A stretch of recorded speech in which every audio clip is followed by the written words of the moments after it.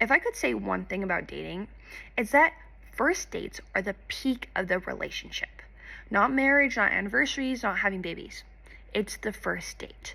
Because that's when you get to learn the raw, unfiltered truth about these random people. Like, sure, it's cute that you learned that your boyfriend puts too much salt on his food or that he likes high rise over low rise socks. Like, great, that's adorable.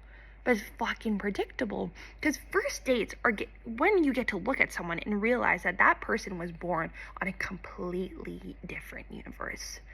But as I get older, I slowly am learning that these universes become more and more unhinged. So last week, I unintentionally got myself into 3 first dates.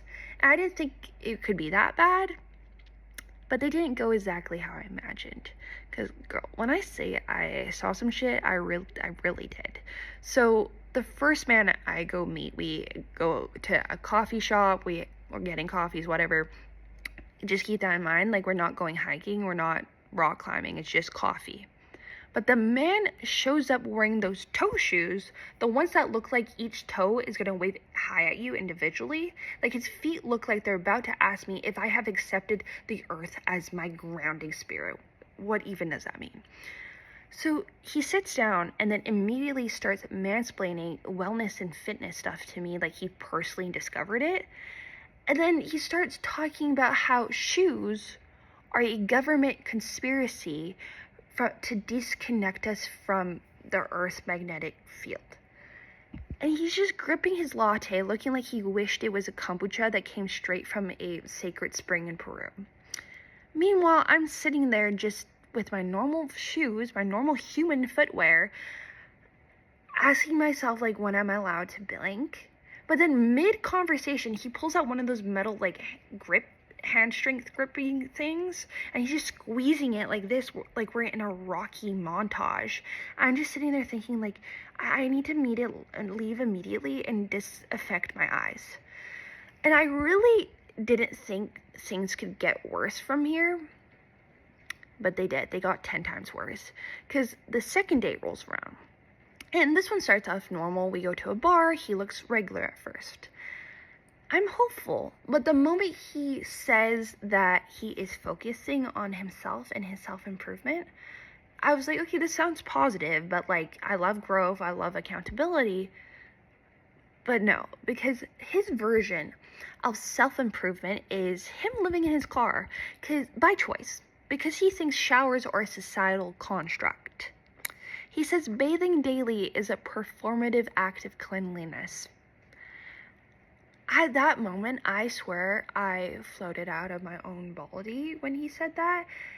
And then he tells me that he goes to the gym, but that's his bathroom. He doesn't go there to work out. He pays $14.99 a month for essentially a shower subscription, which honestly is the most devastating thing I've ever heard.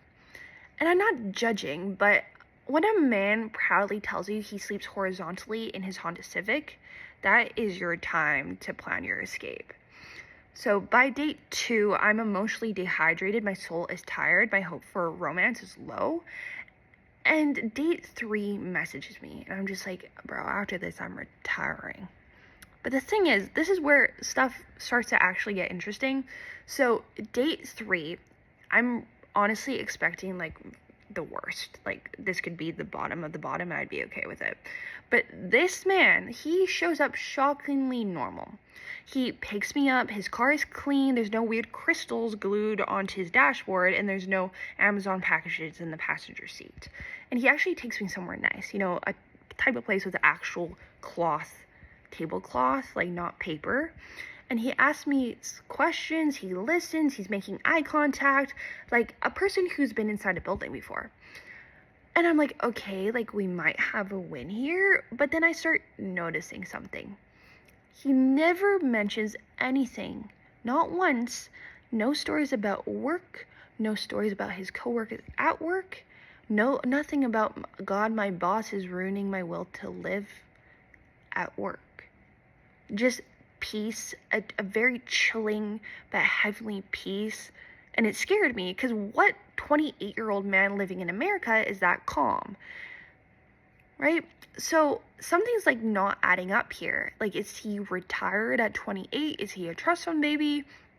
Maybe he teaches Brazilian jiu-jitsu in a basement somewhere. I'm running like every scenario in my mind.